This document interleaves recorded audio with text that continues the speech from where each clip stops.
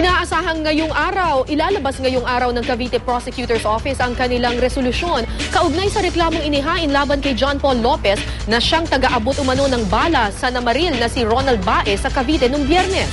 May news to go si Jay Sabale. 7 counts ng murder, 11 counts ng frustrated murder at 2 counts ng attempted murder, direct assault at illegal possession of firearms ang reklamong inihain laban kay John Paul Lopez. Kahit ang napatay na gunman na si Ronald Bay, sinampahan din ang reklamo at bagamat hawak na ng mga otoridad ang tumulong umano kay Bay na si Lopez, labis pa rin ang dalamhati ni Rosemary sa pagkamatay ng kanyang panganay na si Micaela Andrea Caimol.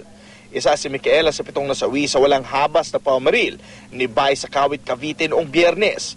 Hindi raw niya sukat akalaing mangyayari ito sa kanyang mga anak sa kanilang murang edad. Kasabay nito, di rin niya magawang maiwanan ang bunsong anak na si Richelle na tinamaan ng bala ang kanang tenga at likuran. Na-trauma daw kasi ito sa pangyayari. Baga nangyari sa anak ko na nang wala akong nagawa, hindi ko siya natulungan. Dahil sa ganito man lang, ayoko na maulit po ba yun? Hanggat maaari, gusto kong bantayan na sila. Labis din ang pag-aalala ni Rosemary sa pangalawang anak na si Ken Cedric. Nagpapagaling si Cedric ngayon sa ospital mula sa 6 na tama ng bala sa kanyang katawan. Pero si Casey po, hanggat maaari, lahat ng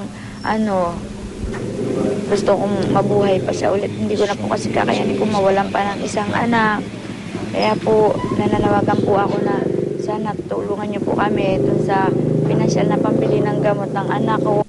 Ang pamilya de Vera naman, tumanggi ng magbigay ng pahayag dahil patuloy pa rin daw ang kanilang pagdadalamhati.